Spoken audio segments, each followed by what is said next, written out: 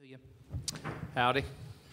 So we got to get everybody to understand this A&M culture. When I say howdy, everybody's got to say howdy back. Daggum. I got to get all this down. No. It's great to be here. Excited to be here.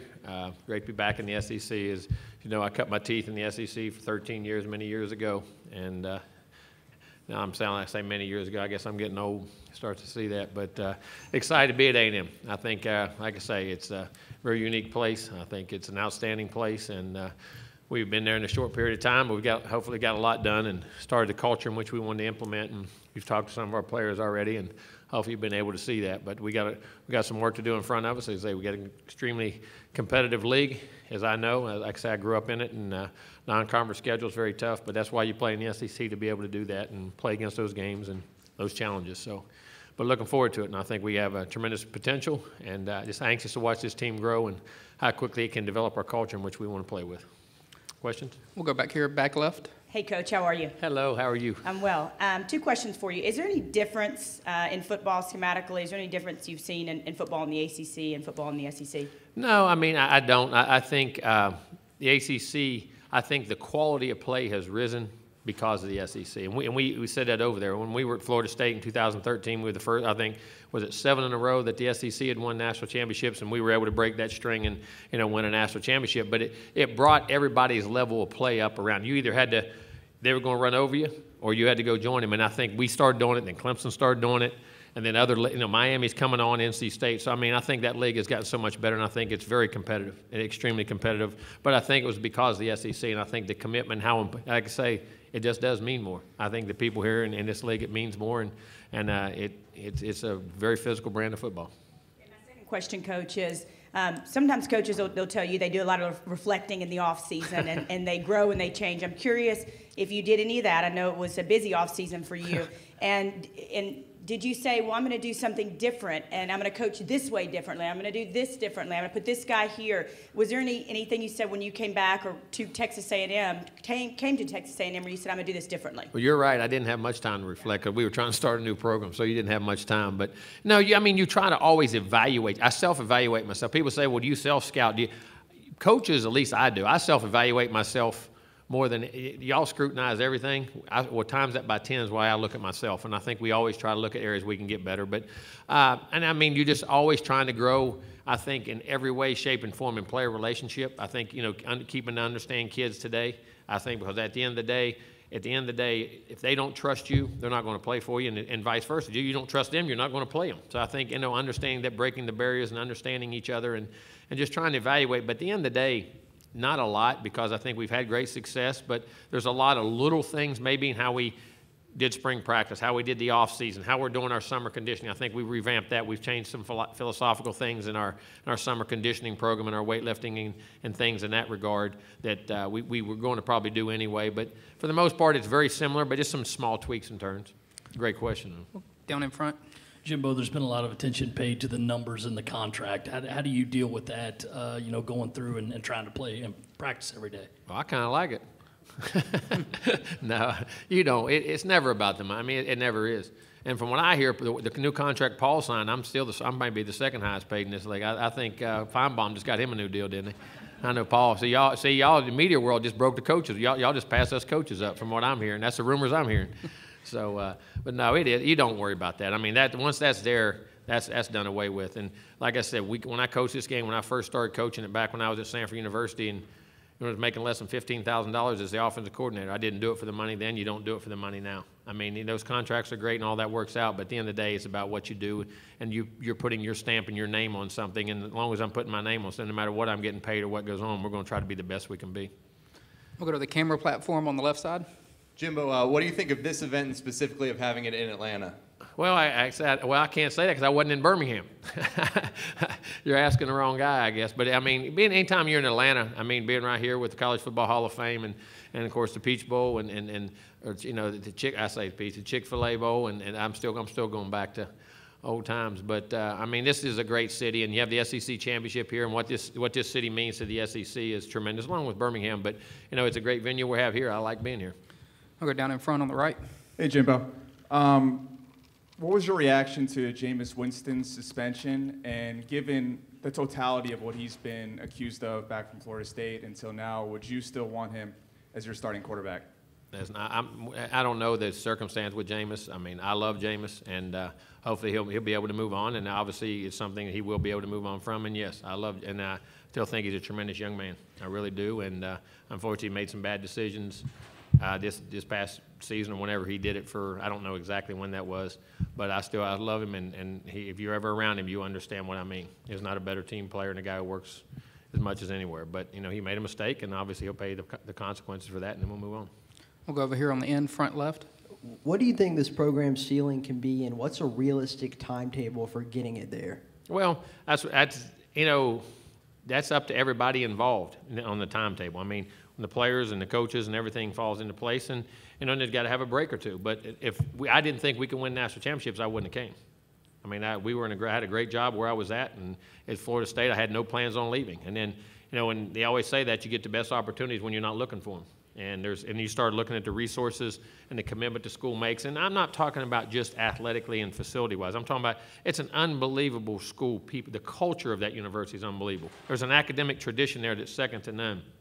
The Aggie Network, as I say, when the air goes out of the ball, helping these kids launch their careers, and they talk about giving back, that Aggie Network and the job market and that family is second to none.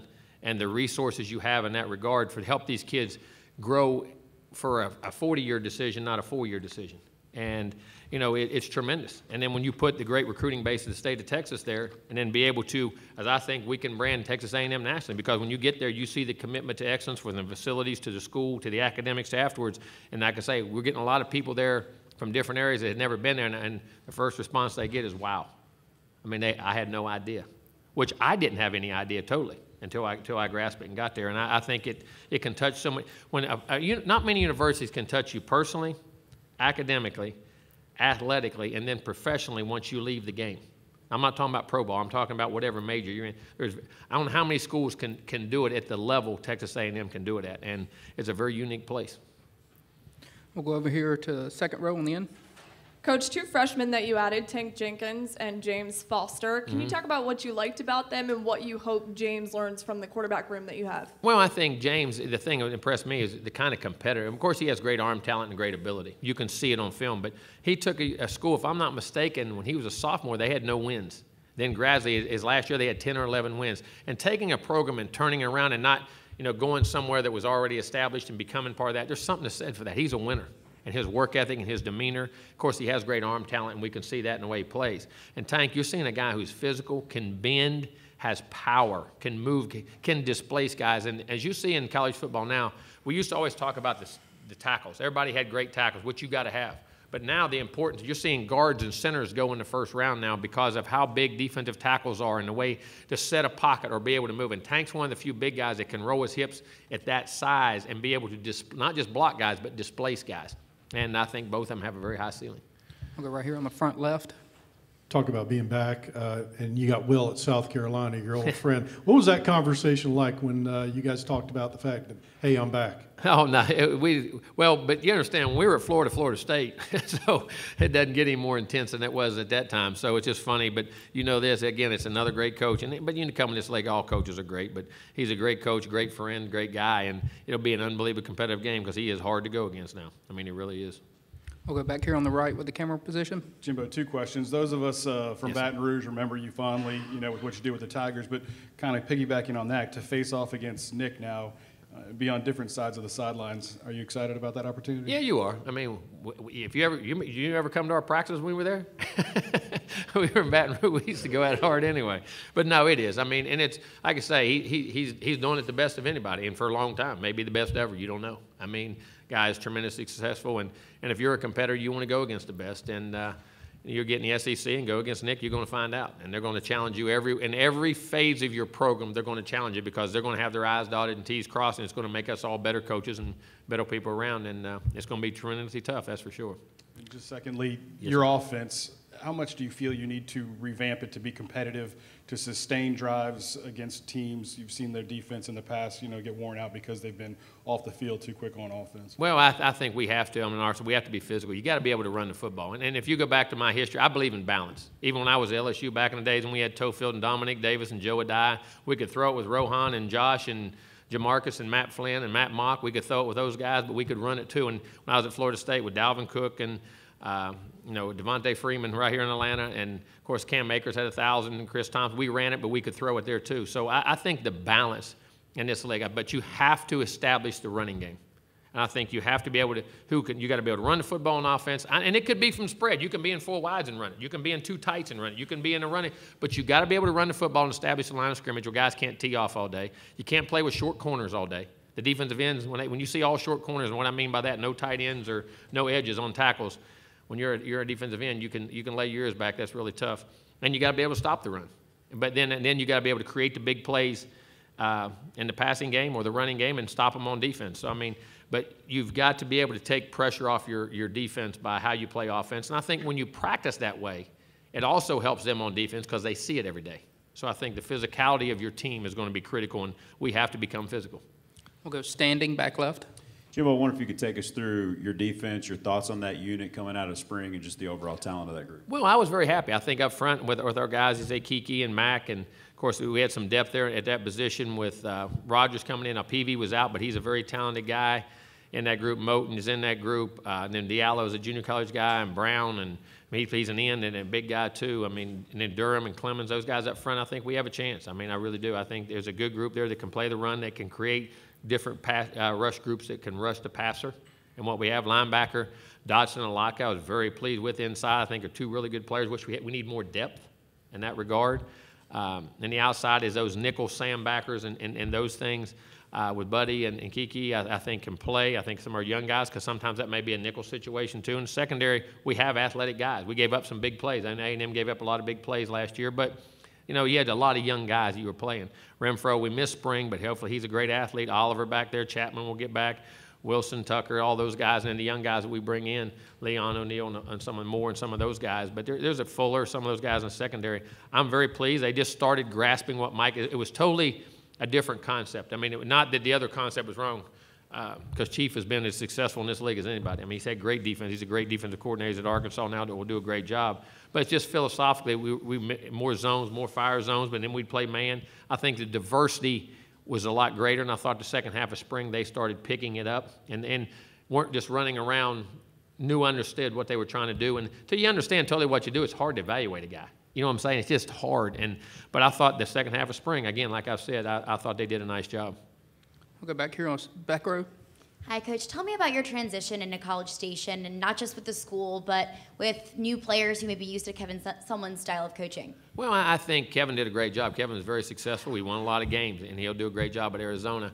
But I think the players have been very receptive. I think they worked very hard. I said if of all the things I've been the most pleased with is the attitude of our players.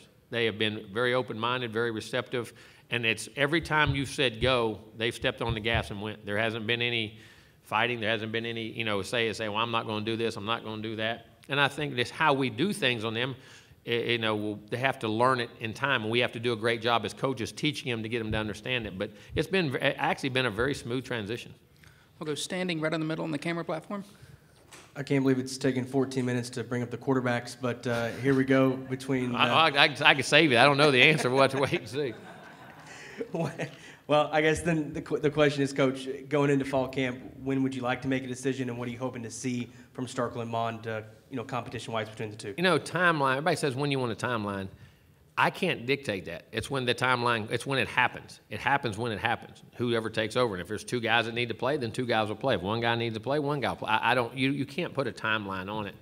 There'll be opportunities for them to show themselves, and everything from not just scrimmages, but practices and everything will be evaluated. We practice very situationally.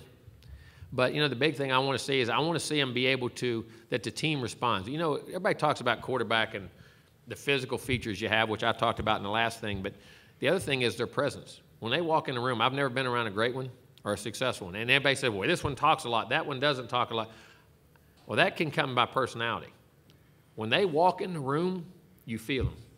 Those guys that walk in the room, they're there, you feel them. The guys respond to them. They interact with them.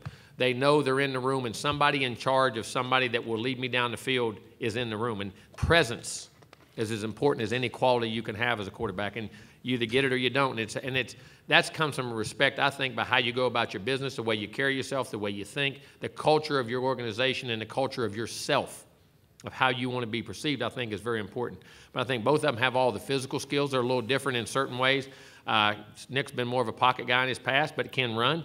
Kellen's run around more, but can throw in the pocket. I was very pleased with both of them's progress in those areas. So, and there hasn't been a large enough sample size because they're just now starting to grasp the little nuances about what you want to do.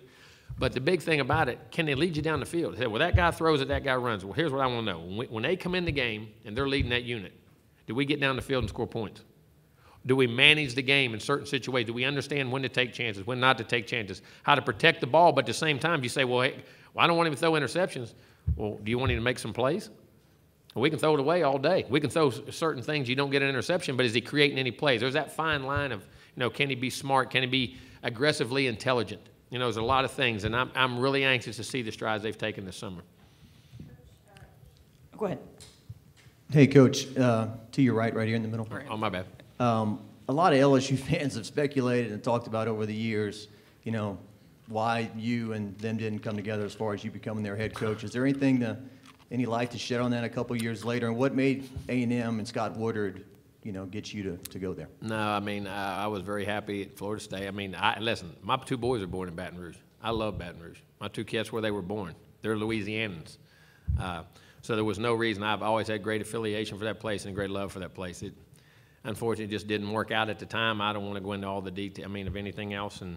But we're where we are right now, and they've got a great coach, and I'm in a great situation, and we'll move on. But I always had great appreciation for those fans and those people there treated me unbelievably well.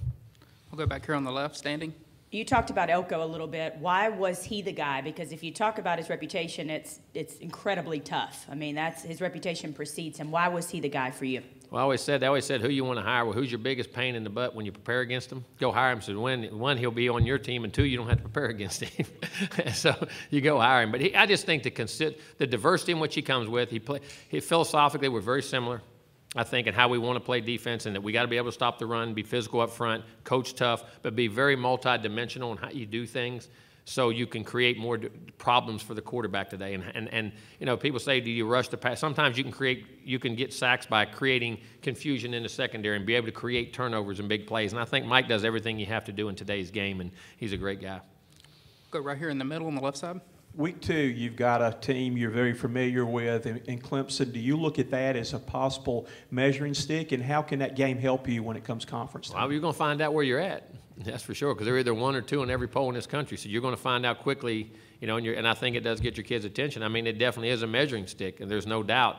But, hopefully when you get good in your program, you don't measure yourself against other people. I want us to understand how you got to measure yourself against yourself and the way you work and the way you do things. Your opponents become faceless because tell me who in this league isn't tough. Name me one. It's the way it is. You have to understand who you are and what you want, and have the vision of who you can, of picturing yourself as a champion, picturing yourself, not saying it because the media wants to hear it. Do you really believe it? Because till you believe it and to see it, it doesn't matter. You can play Clemson's, Alabama's, whoever you play. You got to measure yourself by your own measuring stick. And hopefully that we can get to that very quickly. And I hope we're there now. Maybe we are. I don't know. I'm not saying we are. I'm not saying we are. We'll find out. But it's more, if you measure yourself against other people, the great teams I've ever been around measure themselves against themselves. And then they challenge themselves with the opponent to the level in which you had to play with. We've got time for one more right here on the left side on the end. Coach, talking about recruiting the state of Texas, how important is it for you to keep those kids in the state where you're coaching at? And have you ran into any difficulties recruiting at Texas that maybe you didn't run into at Florida State? No, I think, listen, you're in that state has as many players as any state in the United States. There's 28 million people in the state of Texas, and football is as important as anything there is. They love it, they live it, they eat it, they breathe it, and you have to have your home base of players. You have to, and we have to keep. Are you going to get them all? No, but we got to try to get them all, and we got to get a large majority of them and have a high success rate. And then we have to be able to go out and brand nationally to be able to pick those 1, 3, or 5 players a year that across the country that can change the game and be able to do it. But the football and the high school coaches in the state of Texas are as good as anywhere in the country. And I'm not taking away from any other state, but it is a phenomenal state, and it's important there. They love it, and we want to keep every one of them there. And You know, it's easy to ride down the road and let your parents watch you play from there, and then be able to brand yourself out nationally. And we have to establish those ties. Right now, our coach is doing a good job. We've got to continue to grow that. Thank you, Coach. Thank you all very much.